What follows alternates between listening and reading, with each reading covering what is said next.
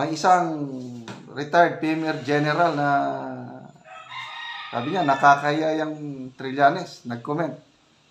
Sino bang fleet detail niyan? Sino bang tactical officer? Nakakaya. Kung bago ka lang dito sa NTPH, maaari bang makahingi ng isang like at subscribe? At huwag kalimutan pindutin ang notification bell para ma-notify kapag may ganito tayong upload. Salamat kabayan! Magandang araw mga kaibigan.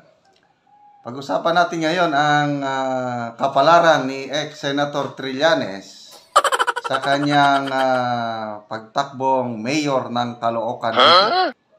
At i-relate natin ito yung ginagawa niya kay PRRD.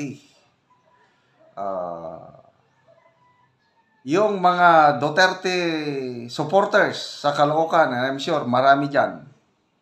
Ano ang gagawin nila kay Trillanes? Tingnan natin.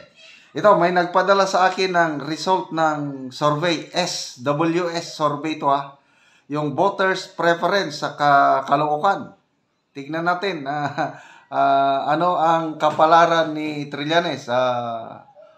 Bago lang ito na survey, October 2024. Okay, so dalawa lang ang malakas na itong kandidato. 2, 4, 6, 8. 8 candidates.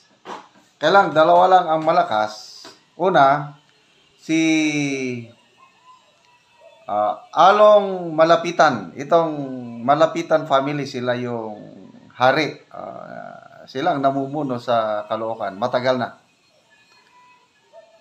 So, Along Malapitan, under ito ng Nationalista Party, ang kanyang voters preference, percentage-wise, 81%. Grabe. And then, Trillanes Antonio IV, Action, ang partido niya, only 15%. And then, may Danny Villanueva, Dumagat Bong Gabihan, Ronnie Malones, John Angkilan, Richard Cañete.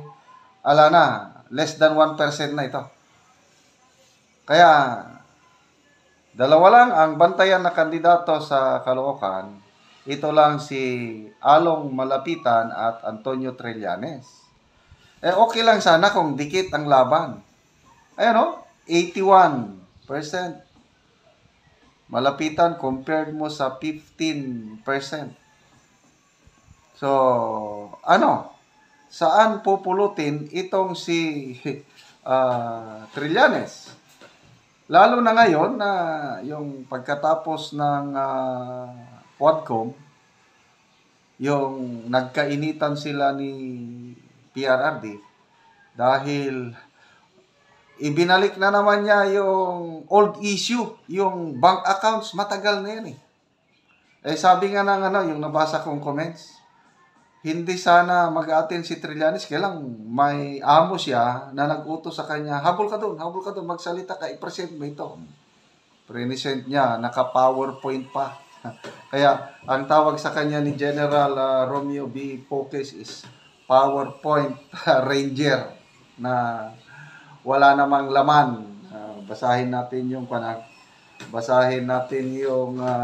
post ni General Poques tungkol dito sa tinawag siyang sundalong kanin.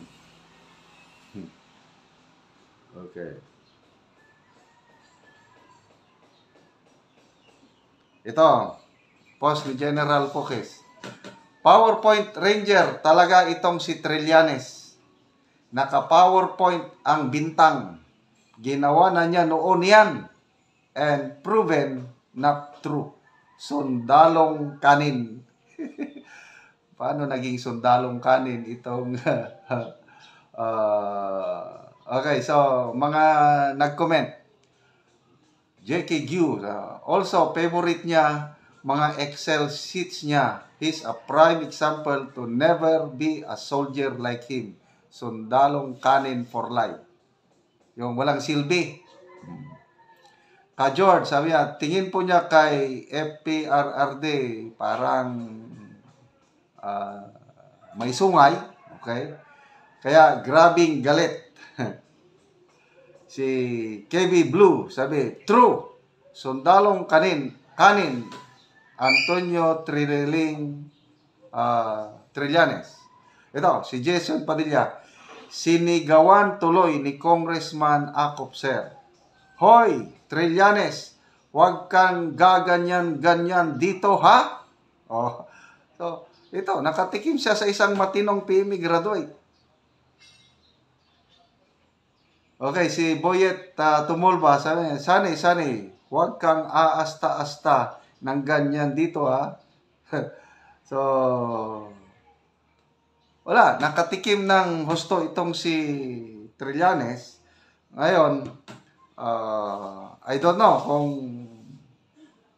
ano ang plano ng mga concerned PMA alumni dahil lumalabas, kinakahiya nila si Trillanes. Hindi naman lahat. Kaya lang, ito, yung post ni General Pokis, mabigat ito. Sabi niya, the character of Mr. Trillanes, who portrays himself to be upright, does not represent the professional soldier, more so as PMA alumni. May isang retired PMA general na sabi niya, nakakaya yung Trillanes, nag-comment. Sino bang fleet detail niyan? Sino bang tactical officer? Nakakaya. So sabi ni General Poke, sir, kakausapin ko ang PMAAA Incorporated Chairman. Ito yung Philippine Military Academy Alumni Association Incorporated. Baka may mga nagsasuggest nga na i-ostracize. I think mayroon ng move noon si Senator Bato de la Rosa na i-delist o tanggalin siya sa roster ng PMA alumni. Napakalakas na asosasyon ito. Lahat na nag-graduate ng PMA kasama sa asosasyon na ito. So I don't know kung anong consensus ng mga alumni ng PMA na kung pwede pa siyang tanggalin. But marami ng malala nyo yung nangyari noon kay late General Reyes. Dahil sa kahihiyan, napakasakit na pangyayari. Tinapos na lang niya ang kanyang buhay dahil sa kagagawa ni Trillanes. Yun ang isang tatak Trillanes na hindi mo na maalis sa hanay ng mga PMA graduates.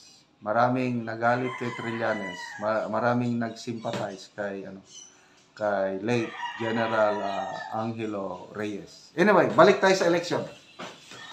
Bakit ba itong si Trillanes na galit kay PRRD? Na kung subayin mo yung nung 2016 na national election, gustong-gusto ni Trillanes na maging running mate ni then Mayor Rodrigo Roa Duterte. Ibig sabihin, believe si Trillanes kay Duterte. Problema, hindi siya pinili ni Tatay Digong. Si Alan Peter Cayetano ang napili. Kaya mula noon, wala na, nagtanim na ng sama ng loob si Trillanes kay PRRD. Mula noon, naging anti-PRRD na siya. All throughout yung term ni PRRD, palagi na lang kumukontra. Wala nang ginawang maganda kundi kumontra. So, anong nangyari? Wala pa siyang 1 million na boto sa yung pagtakbo niya na Vice President. Tinignan ko, mga 800,000 votes lang ata siya. Kaya. Then after that, kumandidatong senador. Kailan ba yun? Nung 2019 ba o 2022? Wala rin. Hindi rin nakalusot. Ngayon, dahil na-realize niya siguro na wala na siyang pag-asa sa national election, sinubukan niya sa local, Caloocan. Nako! Dahil sa Duterte power, mm, marami pa ring nagmamahal na mga Pilipino kay PRRD. And I believe dyan sa Caloocan, maraming mga Duterte supporters. Kaya ito ang resulta. And isa pa, basically ang Caloocan, malapitan country talaga ito. Wala pang matagal nang nanunungkulan, no? Matagal nang naging political base ng malapitan ang Caloocan. Tapos papasukin ni Trillanes, eat my dust. Plus Duterte power, wala. Pupulutin siya sa kangkungan. Good luck, Mr. Ex-Senator Sonny Trillanes. Manalo ka kaya o no? Sana magising ka na sa katotohanan.